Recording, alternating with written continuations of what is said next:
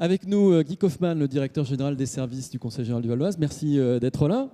Alors, à l'issue de cette journée, on a bien constaté une volonté réelle de moderniser les services publics à tous les niveaux.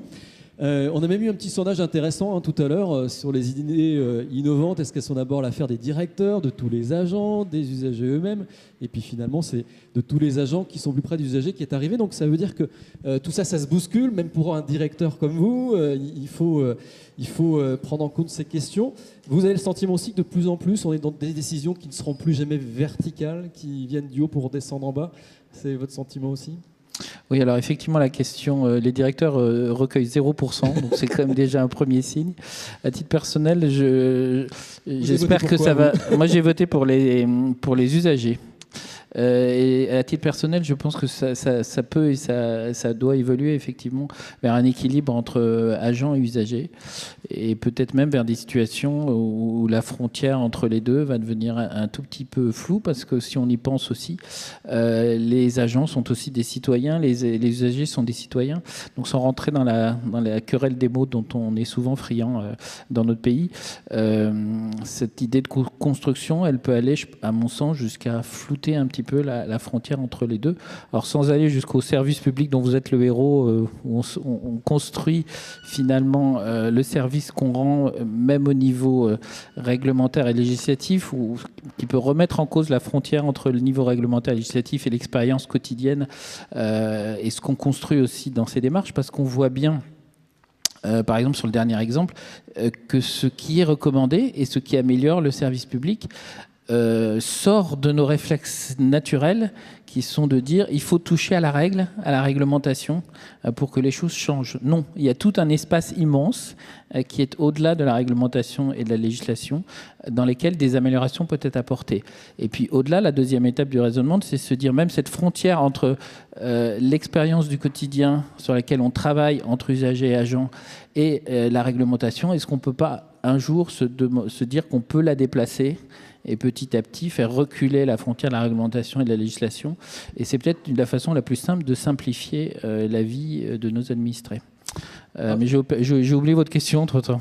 Non, mais je vous ai répondu. La question aussi, enfin l'enseignement qu'on peut tirer aussi de cette journée, on l'a vu, c'est que finalement ce qui fonctionne très très bien, c'est la démarche empirique. Et en même temps, on peut se demander si ça ne permet pas aussi de susciter l'adhésion. Une fois qu'on a défini la piste, qu'on monte le projet. Ah oui, toute la démarche de design qu'on a vue, elle a aussi cette qualité de faciliter l'adhésion. À tel point qu'on se demande aujourd'hui comment on faisait avant pour changer les choses et pour faire évoluer des services. On le faisait quand on se demande rétrospectivement comment il y a encore 10 ans ou 2-3 ans on pouvait faire pour faire évoluer un service et la façon de faire un service. On se dit que tout ce qu'on a de rassemblé dans cette démarche, à la fois l'immersion, à la fois ce qui peut s'appeler aussi la co-construction ou l'idéation, donc qui est quelque chose qu'on connaissait, la concertation, la façon de faire des brainstorming, et puis l'expérimentation qui est quand même quelque chose assez nouveau dans notre culture, c'est-à-dire l'idée qu'on va essayer quelque chose plutôt que de persister dans un débat de doctrine sur le fait qu'est-ce qui est bon a priori et où vraiment on teste et on regarde a posteriori. C'est quand même un changement d'attitude. Et le design a cet intérêt de rassembler finalement tout ça dans une seule et même démarche, et qui a notamment l'intérêt d'assurer, enfin rien n'est certain dans ce monde, mais une qualité d'implication des agents. On l'a vu sur toutes les démarches. Et cette qualité d'implication, je pense qu'elle vient aussi du fait qu'on se concentre sur le point de vue de l'usager. C'est-à-dire que vraiment, on introduit dans la démarche le point de vue de l'usager, et qui peut être aussi, je peux me permettre, facilement partagé par un élu. Parce qu'un élu n'est jamais que l'élu de nos citoyens. Et lui aussi est capable de comprendre, quand on lui parle dans les termes de l'usager, de comprendre facilement pourquoi on va vers ces solutions, pourquoi des idées sont apparues, quand on a introduit dans la démarche le point de vue de l'usager. Voilà, donc ça, c'est un rôle moteur. Maintenant, on a entendu aussi ce matin qu'une fois les pistes d'innovation trouvées, il pouvait y avoir une tentation de généraliser. Est-ce que ça, c'est la bonne idée ou pas de généraliser ? Alors, je suis pas sûr que ce soit la bonne idée parce que je pense que chaque maison ou chaque a son histoire, sa culture, et qu'une solution ou une idée qui apparaît quelque part n'est pas nécessairement généralisable. Alors, pour être plus précis, je pense que dans la phase d'idéation, regarder ce qui se passe ailleurs est toujours une bonne idée. C'est-à-dire, ça peut être une source d'idées. Par contre, de copier-coller une solution expérimentée ailleurs en se disant que si on l'expérimente, ou même on doit passer la phase d'expérimentation chez soi pour aller directement à la généralité, je serais beaucoup plus prudent. Donc dans la phase d'idéation, oui, on peut aller chercher des bonnes idées ailleurs. Après, prendre une idée qui a été expérimentée ailleurs et telle qu'elle pour la généraliser chez soi, je serais beaucoup plus prudent. Alors maintenant, sur l'implication des équipes, on a vu qu'il y a une vraie volonté de co-construire. Là, on travaille tous ensemble, on met tout sur la table, on avance, on projette des scénarios. Et donc ensuite, qu'est-ce qui se passe? Est-ce que dans l'élaboration du projet, il faut continuer à donner de l'autonomie aux équipes? Et jusqu'où on donne de l'autonomie aux équipes pour remonter le projet? Dans la mise en œuvre. Effectivement, et puis dans la prochaine évolution qui vient après.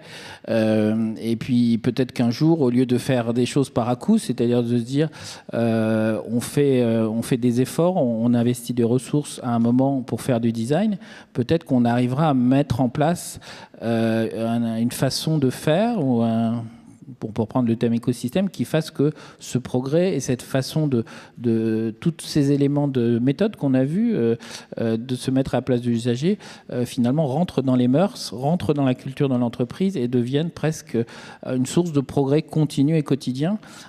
Aujourd'hui, on est encore dans une phase où on introduit des méthodes nouvelles et donc on le fait par des métiers nouveaux que sont le design ou la logistique chez nous pour mieux maîtriser les délais.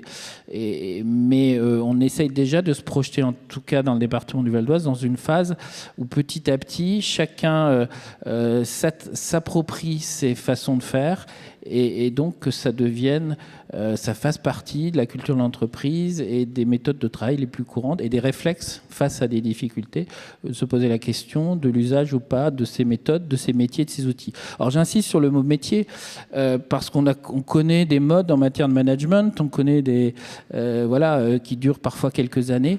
Là, je pense que ce dont on parle aujourd'hui, c'est des métiers, c'est-à-dire au sens où ils ont une profondeur et ça n'est pas comme disaient les Américains, un one-trick pony, c'est juste un petit cheval qui sait faire un tour. C'est des écoles qui sont derrière, c'est des formations, c'est une profession. Il y a beaucoup de cabinets de design maintenant sur la place, j'allais dire parisienne, mais aussi française. Et donc, voilà, on a vraiment un métier sur lequel s'appuyer et qui introduit une façon de faire nouvelle, qui n'est pas juste une mode de management. Voilà, donc ce qui est intéressant, on a vu que vous avez eu recours avec l'abbaye de Maubuisson aux méthodes de design de service, mais les collectivités locales aussi inventent leurs propres méthodes. Je pense par exemple à la MDPH, à la maison du handicap qui a vu le jour sur le Val d'Oise. Il y a un bouquin qui est sorti d'ailleurs, que vous avez co-signé avec le vice-président du Conseil général du Val d'Oise, où là on raconte toute l'histoire. Et donc là il y a eu tout un travail, aussi une réflexion de la part du Conseil général. Alors dans la démarche que j'ai expliquée, en fait finalement on a un peu appliqué la méthode du design pour diffuser le design, c'est-à-dire on a l'idée d'avoir recours au design, ça s'est venu un peu top-down, il y a pas 36 façons de le faire, et puis on a décidé là aussi d'expérimenter, c'est-à-dire on a pris quelques sujets qui étaient parfois les plus critiques, parce qu'une chose qui est toujours importante, qu'on utilise des méthodes de type design ou autre, c'est que vous n'arrivez à mobiliser les équipes sur le changement quand il y a une perception qu'il y a quelque chose à changer. C'est plus facile. Quand effectivement, comme la MDPH, vous avez la moitié des courriers qui arrivent au président qui sont des courriers de plainte sur le fonctionnement de la MDPH, quand on sait qu'il fallait des délais de l'ordre de, j'exagère peut-être, mais 6 mois ou plus pour avoir une décision sur un dossier, vous êtes vraiment dans une situation critique. Et tous les agents en ont conscience, et tous les usagers aussi. Donc dans ces circonstances-là, c'était une circonstance favorable pour expérimenter une autre façon de faire le changement. Et une fois qu'on l'a eu expérimenté, d'abord, on a essayé d'acquérir ce métier et ces métiers en régie. On a essayé aussi de travailler sur d'autres chantiers et petit à petit de diffuser ce savoir-faire, cette culture à tout le Conseil général et même à travailler en réseau comme on essaye de le faire aujourd'hui avec des partenaires extérieurs. Donc il y a aussi une démarche progressive pour petit à petit changer la manière dont on fait changer les choses. Très bien. Merci beaucoup, voilà. Yves Hoffman. Merci à tous. Merci à tous pour votre participation donc, à cette deuxième édition, Futur Composé. Bravo et merci aux équipes du Conseil général qui ont monté cet événement. Oui, merci à tous nos intervenants passionnants depuis ce matin jusqu'à cet après-midi. Bonne journée à tous. Merci au service innovation et au service communication.